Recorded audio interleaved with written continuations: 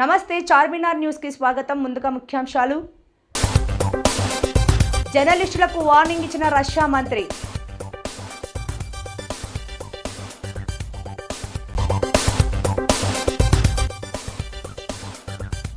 స్వర్ణాంధ్ర దిశగా అడుగులు వేస్తున్నాం చంద్రబాబు.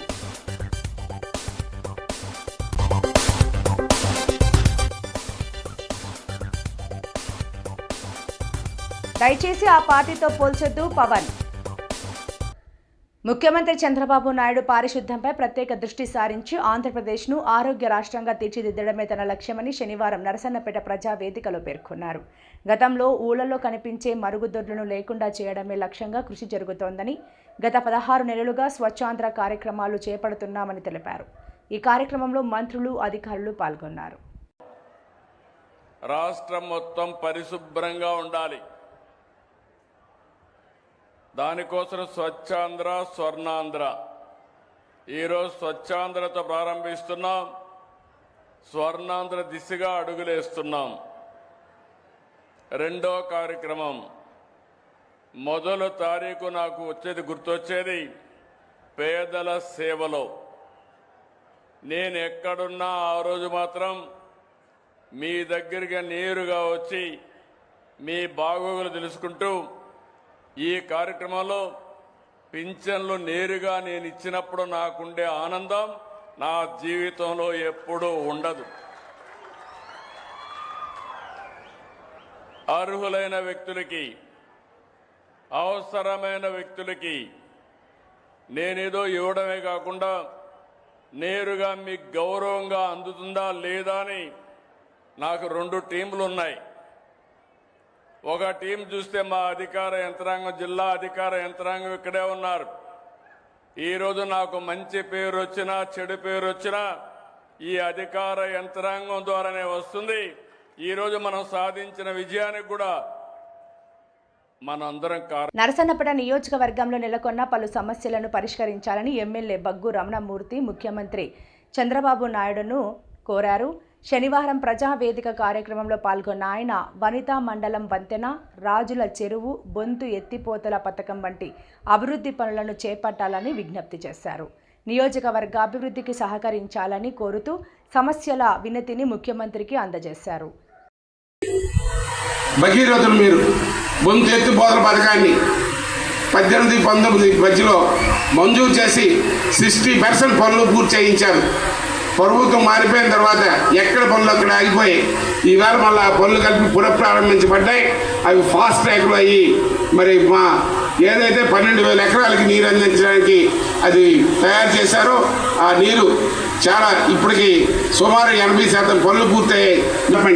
అలాగే ఒండ్రిపంటలో గార మధ్య అదే 74 కోట్లతో మీరు బ్రిడ్జి మంజూరు చేశారు.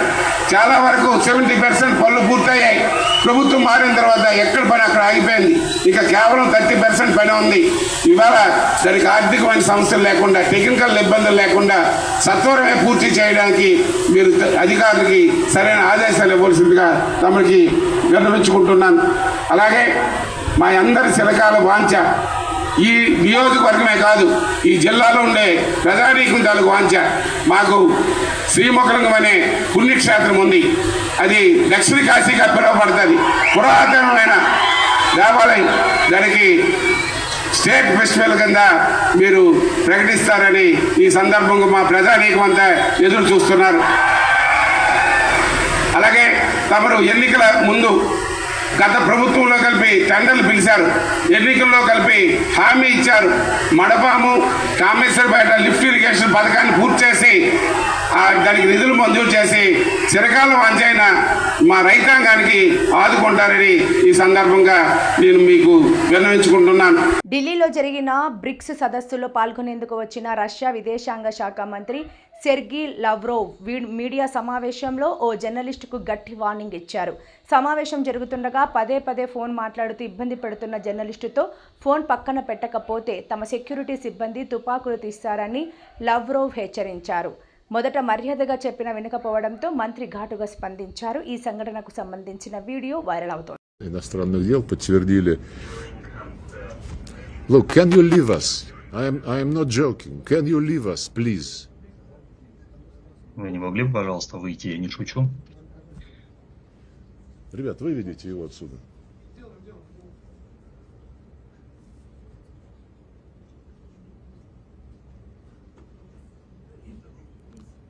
Sir, excuse me.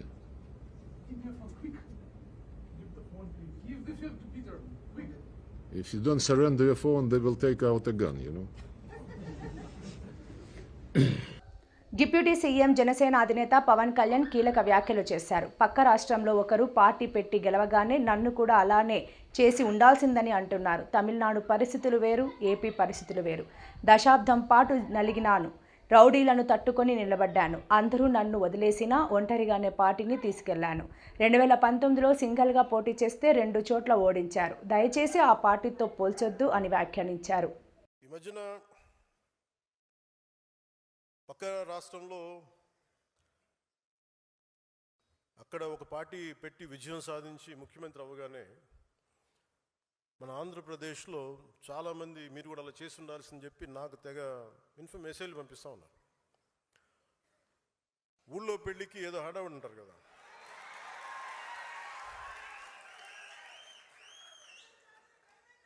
అంటే అంటే ఏంలా ఎలా ఉండదంటే మనకి సందులోనో మన ఒక పెళ్లి జరుగుతూ ఉంటే మన ఊళ్ళో చిన్నపిల్లలు పరిగెడుతూ ఉంటారు అటు ఇటు, వాళ్ళ ఇంట్లో పెళ్ళి అనుకున్నట్టు. అరే ఆంధ్రప్రదేశ్ పరిస్థితులు వేరు. సరే వీళ్ళు చెప్పినట్టుగానే మనం కూర్చొని 2019 నిలబడ్డాం. ఎక్కడ పెట్టారు? 2 చోట్ల ఓడించారు కదా. పోనీ ఎవరైనా నిలబడ్డారు ఆ రోజున నాయకులు అంటే అందరూ పారిపోయారు కదా. సో అందుకని కంపారిజన్ పెట్టకండి.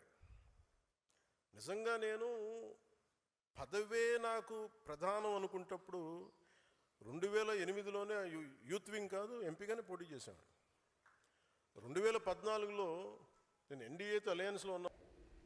ప్రధాని నరేంద్ర మోదీ 5 దేశాల పర్యటనలో భాగంగా యుఏఈ పర్యటన ముగించుకొని శనివారం నెదర్లాండ్లో అడుగుపెట్టారు. అక్కడ అడ్వాంటేజ్ జనరల్ మహారాజు military house hold chief Dutch విదేశాంగ మంత్రి స్వాగతం పలికారు. హోటల్కు చేరుకున్నాక హెగ్లో ప్రవాస భారతీయులలో సమావేశమై సాంస్కృతిక శాస్త్రీయ ప్రదర్శనలను వీక్షించారు.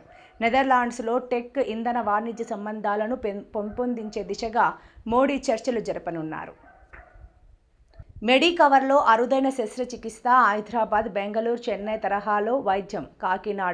కాకినాడ మెడికవర్ ఆసుపత్రి వైద్యులు అరుదైన శస్త్రచికిత్సను విజయవంతం. తలలోని రక్తనాళాలకు రక్తం గడ్డకట్టి ఉన్న వైద్యాన్ని తలకు ఎటువంటి గాయం చేయకుండా ఈ శస్త్రచికిత్సను విజయవంతంగా వారు నిర్వహించారు. ఈ చికిత్సకు సంబంధించిన వివరాలను మెడికల్ ఆసుపత్రి సెంటర్ హెడ్ అంజిబాబు శనివారం ఆసుపత్రిలో విలేకరులకు వివరించారు. ఈ సందర్భంగా ఆయన మాట్లాడుతూ తల తిరగడం, బాధించడం ఎక్కువగా రావడంతో ఒకరు పేరు గోప్యంగా ఉంచమని కోరారు. ఆసుపత్రికి వచ్చారన్నారు. దీనికి సంబంధించి ఆసుపత్రి న్యూరో విభాగానికి చెందిన వైద్యులు అన్ని పరీక్షలు నిర్వహించి ఎండోవాస్కులర్ సర్జరీ శస్త్రచికిత్స చేయాలని వారితో చెప్పారన్నారు. ఆ తర్వాత వారు బెంగళూరు ఆసుపత్రులకు వెళ్లి వైద్యం పొందగా వారికి కూడా తాము చెప్పిన పద్ధతిలోనే శస్త్రచికిత్సలు చేయాలని చెప్పడంతో తిరిగి మెడికవర్ ఆసుపత్రికి తీసుకువచ్చారన్నారు.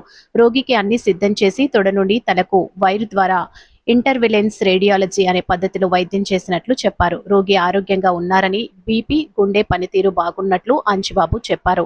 ఈ తరహా వైద్యం హైదరాబాద్, బెంగళూరు, చెన్నై వంటి సిటీలలో ఉండేదని, ప్రస్తుతం ఆ తరహా వైద్యం మెడికవర్ ఆసుపత్రిలో అందిస్తున్నట్లు ఆయన వెల్లడించారు. ఈ సమావేశంలో వైద్యులు లింగోలు చందు, కృష్ణ, ప్రభాస్కర్, శ్రవణ్, అజయ్, రాకేష్, అరవింద్, రత్న, మౌనిక, ప్రసాద్ తదితరులు పాల్గొన్నారు. టీమ్ ఉంది. లైక్ మా neuro chief doctor Lingol Chandu sir, neuro surgeon sir ఆధ్వర్యంలో, అలాగే neuro physician doctor Krishna Haskar sir, అలాగే interventional radiologist doctor Shravan garu, and మా anaesthesia and critical care team doctor Ajay sir and doctor Aravind sir, మొత్తం అందరూ ఒక టీం వర్క్ చేసి ఈ కేసుని ఇక్కడ జరిగింది. ఎందుకంటే తల ఓపెన్ చేయకుండా తొడలోంచి మనం వైర్ పంపించి రక్తనాళాలను రిపేర్ చేయడం అనమాట. ఇది ఖర్చుతో కూడుకున్న పద్ధతి. అలాగే చాలా మంది బెంగళూరు, చెన్నై, హైదరాబాద్ వెళ్ళి చేయించుకుంటారు. ఇక్కడ జరగడం అనేది చాలా అరుదుగా జరుగుతుంది. ఇది మా దగ్గర 2వ కేసు. సో 2 సక్సెస్ అయ్యాక ప్రెస్ మీట్ పెడదామని ఈ రోజు ప్రెస్ మీట్ పెట్టాం. So 2nd case. దీని గురించి మరింత వివరంగా మన న్యూరో చీఫ్ చందు సార్ తీసుకుంటారు. Thank you. నా పేరు doctor Lingol Chandu, consultant chief neuro surgeon, Medicover hospital Kakinada.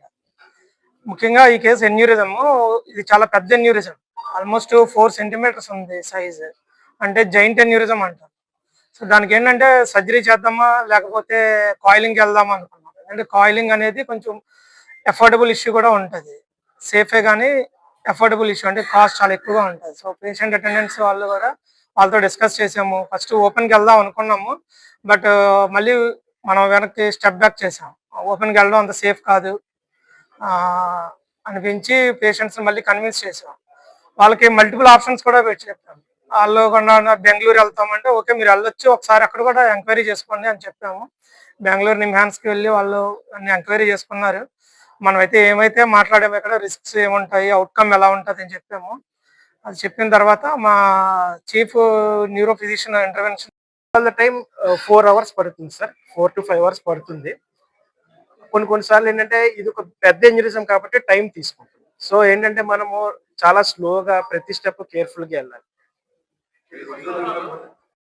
Sir. బేసికల్గా ఫస్ట్ హెడ్ ఏక్ ఒకటి రెండుగా కనపడడంతో వచ్చారు సార్.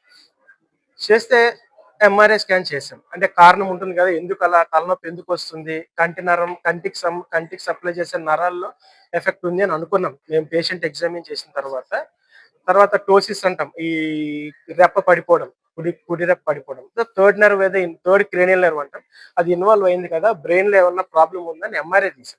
ఎంఆర్ఐలో ఇది బయటపడిన తర్వాత సిటీ యాంజియోగ్రామ్ చేసుకున్నాం. అంటే ఏంటంటే ఫస్ట్ ఇది 2 పద్ధతులు ఉంటాయి, ఓపెన్కి వెళ్ళాలా ఎండోవాస్కులర్. సో సార్ డిసైడ్ చేసుకుని ఇది ఎండోవాస్కులర్కి వెళ్దాము అన్నప్పుడు మేము ఒక డిజిటల్ సబ్ట్రాక్షన్ యాంజియోగ్రామ్ అంటాం. అదేంటంటే థై ద్వారా వెళ్ళి రక్తనాళాన్ని ఇంజెక్ట్ చేస్తాం. అంటే హార్ట్ కి కరోనరీ యాంజియోగ్రామ్ ఎలాగో ఈ యొక్క digital subtraction angiogram brain colour అది చేసి దాని యొక్క కొలతలు తీసుకోవాలి, సైజ్ ఎంత ఉంది, దాని పొడవు ఎంత ఉంది, ఆ రక్తనాళాల పరిస్థితి ఎలా ఉంది, అక్కడ స్టెంట్ అని చెప్పాను, అక్కడ కాయిల్ ఎంత పెట్టాలి, ఎన్ని పెట్టాలి, ఆ స్టెంట్ ఏదైతే ఫ్లో డైవర్టర్ అంటామో ఆ స్టెంట్ లెంగ్త్ ఎంత ఉంటుంది, అది తీసుకుంటుందా లేదా, ఎంత సైజ్ వాడాలి అన్ని క్యాలిక్యులేట్ చేసుకుని ఒక టీం ద్వారా మేము అందరం ముందుకెళ్ళాం. 5 to 60 years. ఏజ్ ఫ్యాక్టర్ ఉంటుంది సార్. ఏజ్ అయ్యే కొద్ది రక్తనాళాలు గోడలు బలహీన పడతాయి, ఒకటి ఈ కొలెస్ట్రాల్ వల్ల, ఒకటి అధిక రక్తపోటుతో, ఒకటి రక్తనాళాలు బలహీన పడి గోడ ఉందనుకోండి అది ఉబ్బుతుంది, ఆ ఉబ్బడాన్ని ఎన్యూరిజం అంటారు. అందరికీ నమస్కారం అండి, నా పేరు డాక్టర్ శ్రావణ్. నేను neuro and vascular intervention radiologist. ఇప్పుడు ఈ పేషెంట్ గురించి మాట్లాడడానికి వస్తే, ఈ పేషెంట్ ఉన్న ప్రాబ్లం బ్రెయిన్ కి రక్తనాళాలు ఎలా ఉంటాయి, ఆ రక్తనాళంలో ఉబ్బరం వచ్చిందనమాట. దానికి మనం ఏంటంటే ప్రతి కంప్లైంట్ కి మనం రకరకాల ట్రీట్మెంట్స్ ఉంటాయి. అలాగే ఈ ఉబ్బరానికి 2 రకాల ప్రొసీజర్స్ చేసుకోవచ్చు. ఒకటి ఇందాక చెప్పినట్టుగానే ఒకటి ఓపెన్ సర్జరీ, లేదంటే ఎండోవాస్కులర్ సర్జరీ.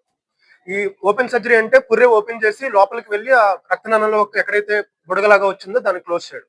ఎండోవాస్కులర్ సర్జరీ అంటే ఏంటంటే మనం ఇప్పుడు బ్లడ్ శాంపిల్ తీసినప్పుడు నీడిల్ పెట్టి లోపలికి జస్ట్ శాంపిల్ ఎలా తీస్తామో అలాగే ఆ నీడిల్ కన్నా కొంచెం లావుగా ఉండే నీడిల్ తొడ దగ్గర పెట్టి ఆ తొడ దగ్గరలో ఉండే రక్తనాళంలో పెట్టి దాని ద్వారా వైర్స్ ట్యూబ్ ద్వారా మనం ఎక్స్రేలో చూసుకుంటూ మనకి ఎక్కడ ప్రాబ్లం ఉందో అక్కడ దాకా ఈ వైర్స్ ని ట్యూబ్స్ ని తీసుకెళ్లి మనకి సపోజ్ ఈ పేషెంట్ వచ్చేసరికి మనకి బ్రెయిన్ లో ఉన్న రక్తనాళానికి ప్రాబ్లం కదా, ఈ ఎక్స్రేలో చూసుకుంటూ ఈ తొడ దగ్గర పెట్టిన సూద్ ద్వారా మనం వైర్స్ ట్యూబ్స్ ని తీసుకెళ్లి అక్కడ ఎక్స్రేలో చూసుకుంటూ మనం వెళ్లాల్సిన చోటుకి వెళ్ళిన తర్వాత అక్కడ ట్రీట్మెంట్ చేసి బయటకు రావడం అనమాట. సో దీని అంతటిని ఏంటంటే ఇది ఓపెన్ చేయకుండా చేస్తున్నాం కాబట్టి దీన్ని ఎండోవాస్కులర్ సర్జరీ అంటారు. అంటే పుర్రె ఓపెన్ చేయకుండా మనం చేస్తున్నాం కాబట్టి ఇది ఎండోవాస్కులర్ సర్జరీ లేదా ఇంటర్వెన్షన్ రేడియాలజీ పద్ధతిలో దీనికి ట్రీట్మెంట్ చేయడం అన్నమాట. నెక్స్ట్ ఇంకోటి ఏంటంటే అన్నిసార్లు ఎప్పుడు ఓపెన్ సర్జరీ చేయాలి, ఎప్పుడు ఎండోవాస్కులర్ సర్జరీ లేదా ఇంటర్వెన్షన్ రేడియాలజీ పద్ధతిలో ట్రీట్ చేయాలి. మనకి ఏంటంటే ఇప్పుడు ఇందాక చెప్పాను కదా 4 రక్తనాళాలు ఉంటాయి బ్రెయిన్ కి మెయిన్. సో మన దగ్గరకు వచ్చిన పేషెంట్ కి ఏ రక్తనాళంలో ప్రాబ్లం ఉంది, అది ఎక్కడుంది, ఆ రక్తనాళం మొదట్లో ఉందా, చివర్లో ఉందా, లేదంటే ఆ ఉబ్బిన సైజ్ ఎంత ఉంది, దాని షేప్ ఎలా ఉంది, ఇవన్నీ చూసుకుని పేషెంట్ ని ఓపెన్ సర్జరీ ద్వారా ట్రీట్ చేయాలా లేదంటే ఎండోవాస్కులర్ సర్జరీ ద్వారా ట్రీట్ చేయాలో చూసుకోవాలి. ప్రతి పేషెంట్ కి ఓపెన్ సర్జరీలో చేయలేము, ప్రతి పేషెంట్ కి ఎండోవాస్కులర్ సర్జరీలో కూడా ట్రీట్ చేయలేము అనమాట.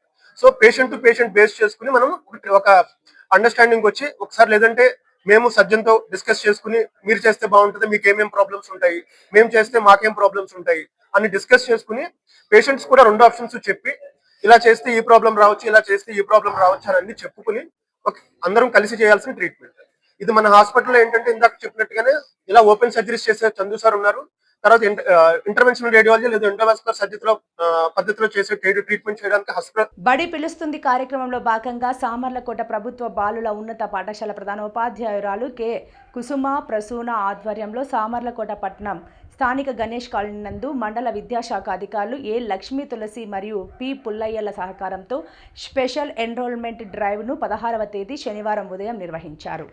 ఈ కార్యక్రమంలో తల్లిదండ్రుల సహకారంతో పాఠశాల సిబ్బందితో కలిసి ర్యాలీ నిర్వహించారు. ఈ సందర్భంగా బడీడు పిల్లలు ఉన్న తల్లిదండ్రులతో విద్యాశాఖ అధికారులు మరియు ప్రధాన ఉపాధ్యాయులు, ఇతర సిబ్బంది ప్రభుత్వ పాఠశాలలో చదివే విద్యార్థులకు ప్రభుత్వం కల్పించే వివిధ సౌకర్యాల గురించి వివరించినట్లు ప్రధాన ఉపాధ్యాయురాలు కుసుమ తెలిపారు. ఈ కార్యక్రమంలో భాగంగా బడీడు పిల్లలను పాఠశాలలో అడ్మిట్ చేయడం జరిగిందని తెలిపారు.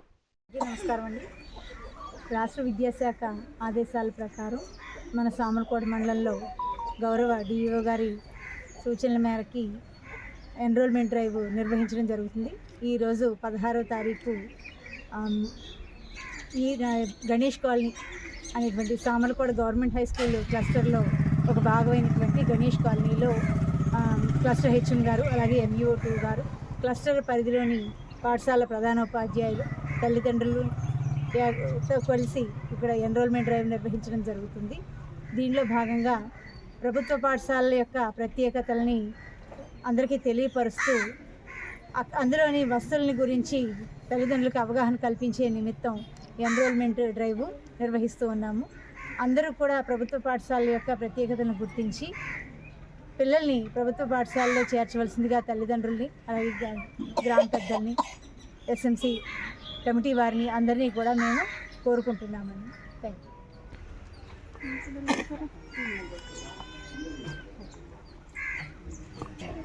నమస్తే అండి, నా పేరు పి పుల్లయ్య, MUO2 సామర్లకోట మండల్. రాష్ట్ర కమిషనర్ మేడం గారి యొక్క ఆదేశానుసారం రాష్ట్రంలోని ప్రతి జిల్లాలోనూ ఎన్రోల్మెంట్ డ్రైవ్ అనేది నిర్వహించడానికి ఆదేశించి ఉన్నారు. దాని ప్రకారం మన కాకినాడ జిల్లా గౌరవ డిఈఓ సార్ యొక్క ఆదేశానుసారం మరి మేము గత నెల నుంచి కూడా ఈ ఎన్రోల్మెంట్ డ్రైవ్ అనేది నిర్వహించడం జరుగుతుంది.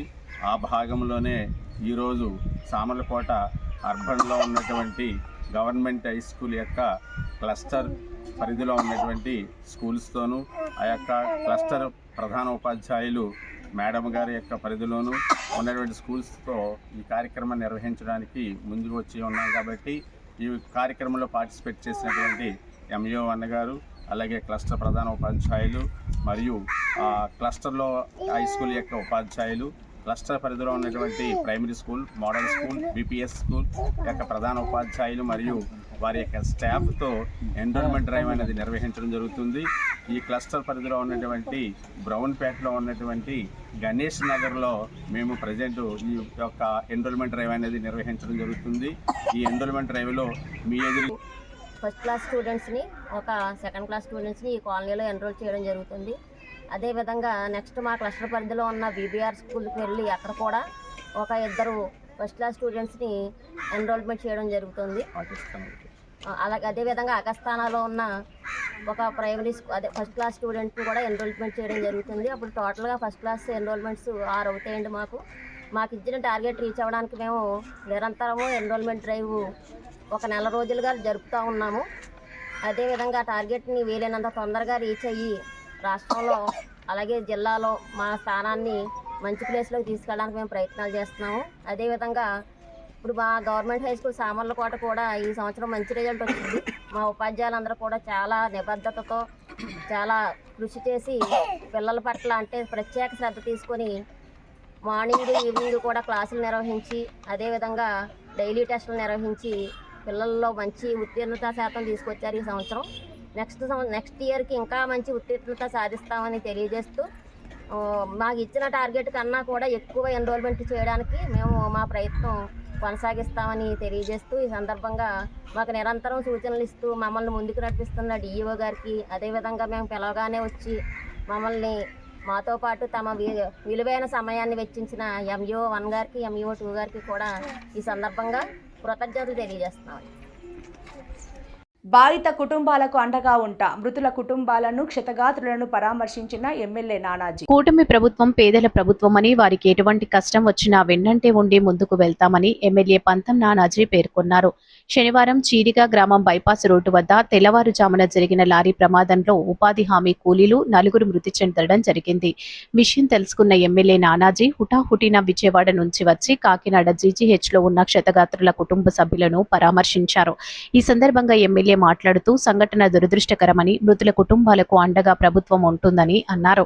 అలాగే అత్యవసరంగా ఒక్కొక్క కుటుంబానికి ₹1,00,000 చొప్పున ఆర్థిక సాయం అందించడం జరిగింది. అలాగే కేంద్ర రాష్ట్ర ప్రభుత్వాల నుంచి వారికి అన్ని విధాల సహాయ సహకారం అందుతుందని అన్నారు. ఉదయం 6:30కి చీడిగా బైపాస్ మీద జరిగినటువంటి దుర్ఘటన మీ అందరికీ తెలిసిందే. దీంట్లో 4 కుటుంబాలకు చెందిన వ్యక్తులు మృతి చెందడం, ఇంకో 2 కుటుంబాలకు చెందిన వ్యక్తులు హాస్పిటల్లో తీవ్రమైన గాయాలతో తెలిసింది. వారికి అండగా తక్షణం ప్రభుత్వం చర్యలు తీసుకోవడం జరిగింది. ఇమీడియట్గా ఆర్డీఓని పంపించి మట్టి ఖర్చులు దగ్గరుండి పోస్ట్మార్టం చేయించడం, వైద్యం చేయించి వాళ్ళకి వైద్యం చేయించి ఆ కార్యక్రమాలు చేసుకుంటా ఆ తర్వాత ఫర్దర్ పవన్ కళ్యాణ్ గారు అన్నీ రెస్పాండ్ అవ్వడం. గతంలో ఈ ఉపాధి హామీకి వెళ్ళి కార్మికులకి 50,000 ఉంది, దాన్ని 2 లక్షలు చేయాలి. అలాగే పిఎం సురక్ష బీమా ఒక 4 లక్షల రూపాయలు అట్లా రావడం, అట్లాగే 12 లక్షల రూపాయలు ఇన్సూరెన్స్ నుంచి వస్తుందని చెప్పి నిపుణులతో లెక్కలు వేయించడం జరిగింది. అలాగే 17 లక్షలు అయితే నెక్స్ట్ అందులో 10 మందికి 4 ముగ్గురుకు పార్టీ సభ్యత్వం ముందు చూపుతోటి కూటమి జనసేన అయితేనంటే తెలుగుదేశం పార్టీ ముందు చూపించినటువంటి చేసినటువంటి ఇన్సూరెన్స్ దాకా ఒక 5 లక్షల రూపాయలు రావడం జరుగుతుంది. అంతేకాకుండా ఇప్పుడు పీడీ గారు చెప్తా ఉన్నారు, కలెక్టర్ గారిని ధరించి చంద్రబాబు నాయుడు గారు ఆదేశాల ప్రకారం వాళ్ళు ఎవరైనా పిల్లలతో ఉద్యోగాలు కుటుంబానికి ఆదుకోవడానికి. ఖమ్మం జిల్లా Stambhadri urban development authority SUDA chairman Shri Puvvalla Durgaprasad, రాష్ట్ర వ్యవసాయ శాఖ మంత్రి శ్రీ తుమ్మల నాగేశ్వరరావు గారితో మరియు రాష్ట్ర గిడ్డంగుల సంస్థ చైర్మన్ శ్రీ రాయల నాగేశ్వరరావు గారితో కలిసి ప్రముఖ పుణ్యక్షేత్రమైన శ్రీ సీతారామచంద్రస్వామి దేవస్థానంలో ప్రత్యేక పూజలు నిర్వహించి స్వామివారి ఆశీస్సులు పొందారు.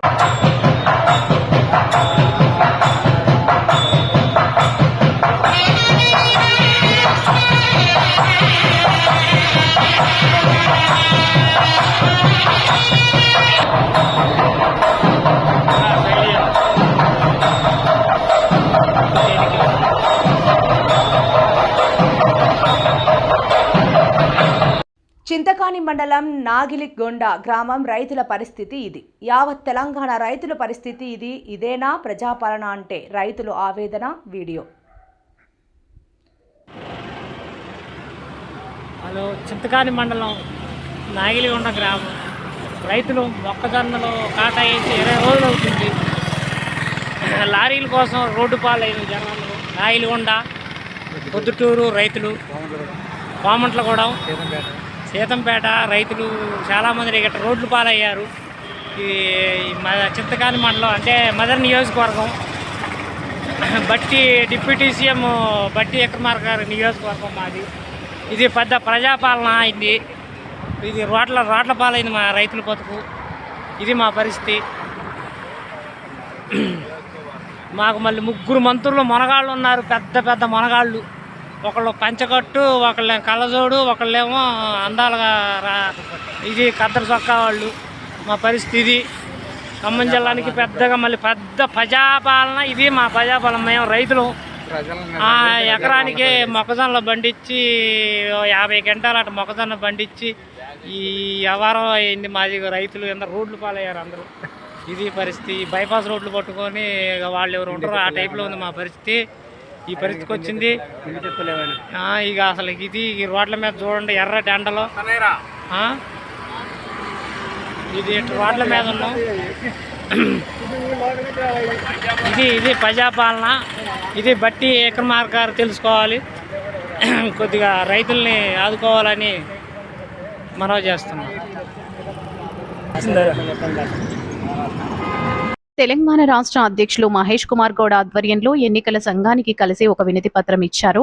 గత పశ్చిమ బెంగాల్లో బీజేపీ పార్టీ వారికి అనుకూలంగా ఓటు వేయని వారిని లక్షల ఓట్లు తొలగింపు ప్రక్రియ చేసి అక్కడ బెంగాల్ ముఖ్యమంత్రి ఓటమికి కారణమయ్యారని, అలాగే మిగతా రాష్ట్రాల్లో కూడా బీజేపీకి అనుకూలం కాని ఓట్లు 57.8 లక్షలకు పైగా ఓట్లను తొలగించి మిగతా రాష్ట్రాల్లో బీజేపీ గెలవడం జరిగిందని ఎన్నికల సంఘానికి ఒక లేఖ రాయడం జరిగింది. ప్రస్తుతం తెలంగాణలో ఎన్నికలకు సమయం ఉన్నందున ఆ ఓట్ల తొలగింపు జారకుండా ఉండాలని జూన్ నెల వరకు జనగణన కార్యక్రమం మొదలు పెట్టడం జరిగిందని మహేష్ కుమార్ గౌడ్ తెలిపారు. ఎలక్షన్ కమిషన్ ని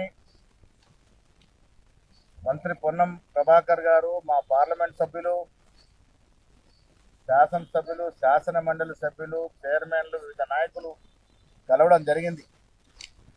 మీకు తెలుసు, దాదాపు 14 రాష్ట్రాల్లో SIR జరిగింది. ఇప్పటి వరకు లెక్కలు చూస్తే ఎంత దుర్మార్గంగా, ఎంత పగడ్బందీగా ఓట్ల తొలగింపు ప్రక్రియ జరిగిందో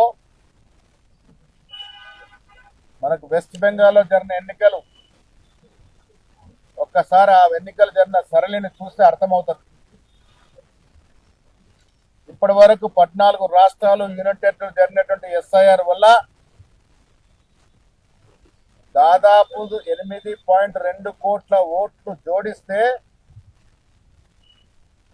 దాదాపు 6 కోట్లు, 5 కోట్ల 90 లక్షల ఓట్లు తొలగింపు జరిగింది.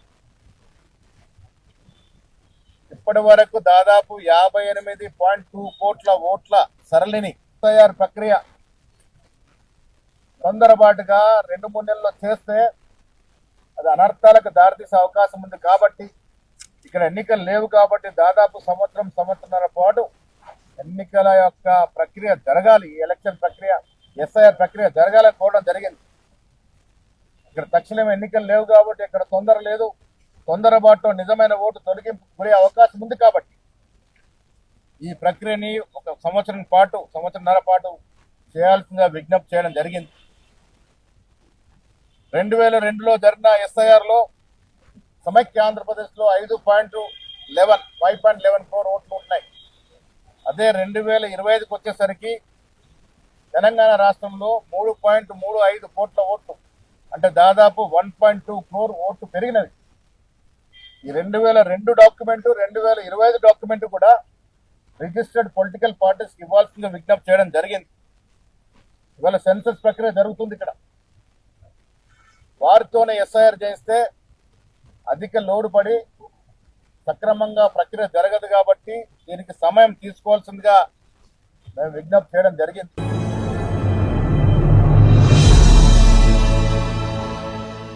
వార్తలు ముగించే ముందు ముఖ్యాంశాలు మరోసారి. జర్నలిస్టులకు వార్నింగ్ ఇచ్చిన రష్యా మంత్రి.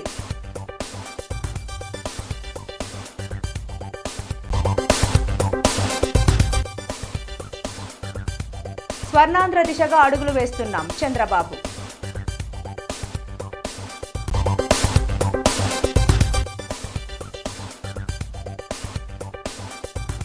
దయచేసి ఆ పార్టీతో పోల్చొద్దు పవన్. ఈ వార్తలు ఇంతటితో సమాప్తం. నమస్కారం.